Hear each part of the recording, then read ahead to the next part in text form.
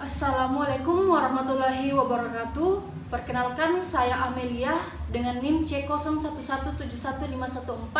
Dalam video kali ini saya akan melakukan keterampilan resusitasi cairan. Sebagaimana kita tahu bahwa resusitasi cairan ini adalah tindakan awal dalam melakukan pertolongan pertama pada kondisi-kondisi emergensi. Nah, pada kesempatan kali ini saya akan memperlihatkan cara melakukan resusitasi cairan pada kondisi shock hipovolemik. Hal yang perlu diketahui pada saat shock hipovolemik ini adalah bagaimana kita melakukan penilaian awal pada kondisi shock hipovolemik, menentukan jenis shock hipovolemik yang terjadi dan menentukan derajat shock hipovolemik yang terjadi.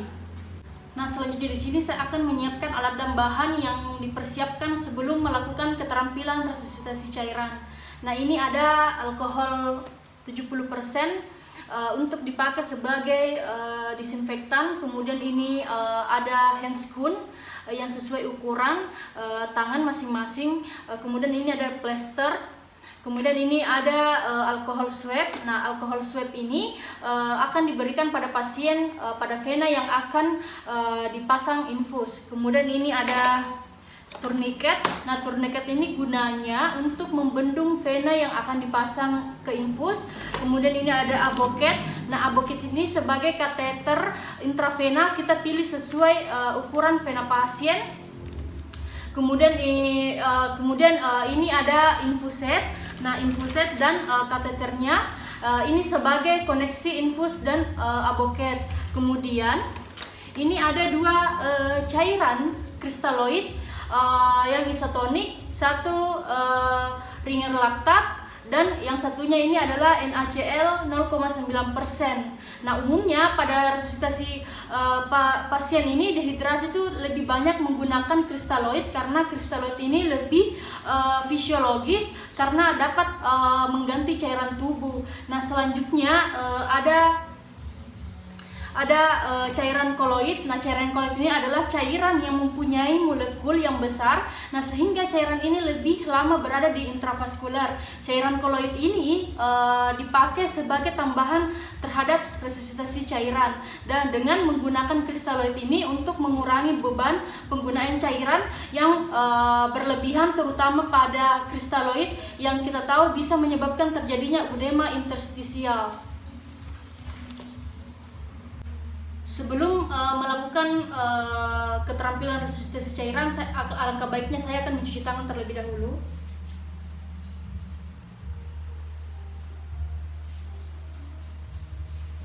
Oke, baik.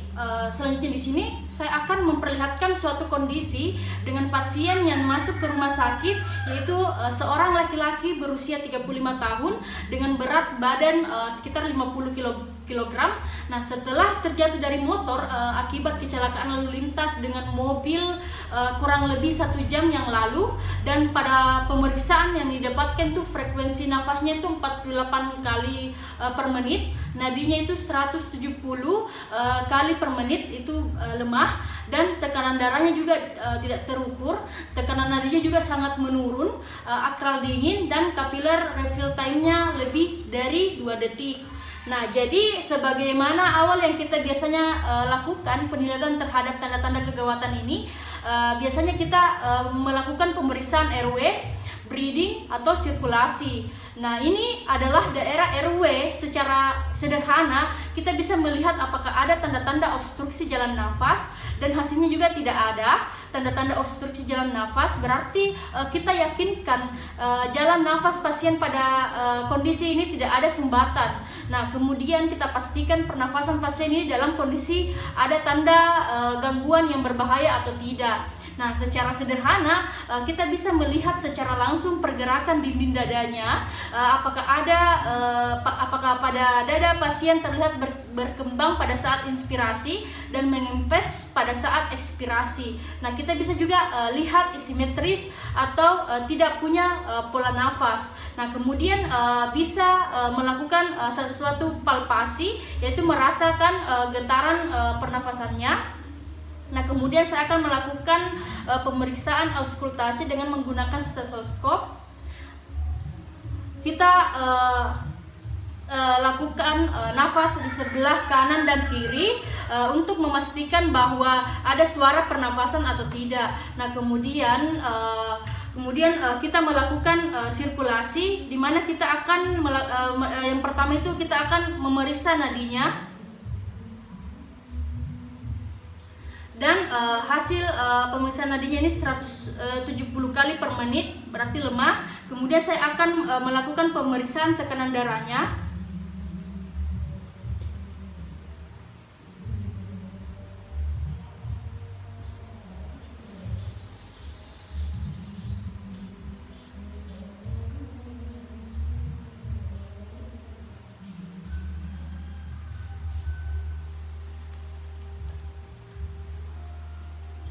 Nah, tekanan darahnya itu juga tidak dapat terukur, dan hasilnya tekanan nadi itu sangat menurun, akral dingin, kapilari refill time-nya lebih dari 2 detik. Nah, jadi setelah melakukan pemeriksaan sirkulasi, pemeriksaan pada tahap RW, breathing, atau sirkulasi yang kita dapatkan, nah selanjutnya untuk jenis shocknya itu adalah shock hipovolemik disebabkan oleh perdarahan. Nah, secara sederhana dalam praktis klinis sangat mudah kita menentukan suatu shock hipovolemik yang disebabkan oleh perdarahan. Nah, perdarahan ini biasanya juga disertai oleh trauma, bisa disebabkan karena trauma tumpul, trauma tajam, ataupun disebabkan oleh karena kecelakaan lalu lintas. Nah, sehingga itu sudah bisa memberikan suatu pembagian bahwa kita berhadapan dengan suatu shock hemoragik. Nah, sehingga kita bisa juga menentukan tadi dari data-data suatu shock hemoragik, menentukan derajat daripada suatu shock hemoragik. Nah, sehingga selanjutnya kita bisa menentukan cara melakukan resusitasi dengan melakukan pemasangan infus dan mempersiapkan cairan. Dan ini juga teknik resusitasi tadi sangat berbeda antara resusitasi shock hemoragik dengan dehidrasi. Nah, untuk derajat shocknya itu derajat kelas 4, dan untuk estimasi kehilangan darahnya itu lebih dari 40% dikali EBV sama dengan lebih dari 40% dikali 70 dikali 50 sama dengan lebih dari 140 cc. Nah, jadi jenis cairannya kristaloidnya dengan jumlah cairan yang diberikan itu adalah 4 kali lebih dari 1400 sama dengan lebih dari 5600. Jadi bagaimana kita memasukkan dengan cara melakukan prinsip-prinsip resusitasi, yaitu 20 cc per kilogram berat badan. Nah, kita masukkan resusitasi ini, terus kita monitoring. Kalau perlu kita memasangkan infus jalur supaya mempercepat pergantian cairan yang hilang itu. Yang penting adalah dalam melakukan resusitasi ini melakukan monitoring untuk mencapai target-target resusitasi yang kita inginkan. Nah, sederhananya yang kita evaluasi itu adalah RW-nya, pernafasannya yang kita evaluasi, lagi kualitas sirkulasinya, evaluasi juga tekanan darahnya apakah sudah mencapai nilai normal, evaluasi juga nadinya apakah sudah mencapai nilai normal.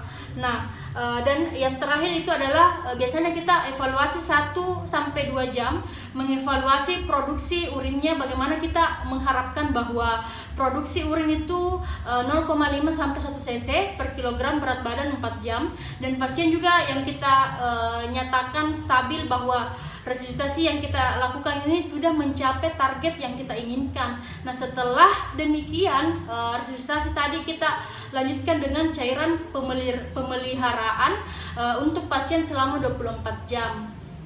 Nah, keterampilan resusitasi selesai, saya akan mencuci tangan kembali.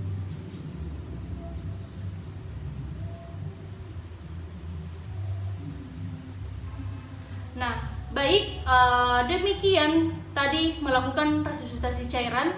Lebih kurangnya mohon dimaafkan. Assalamualaikum warahmatullahi wabarakatuh.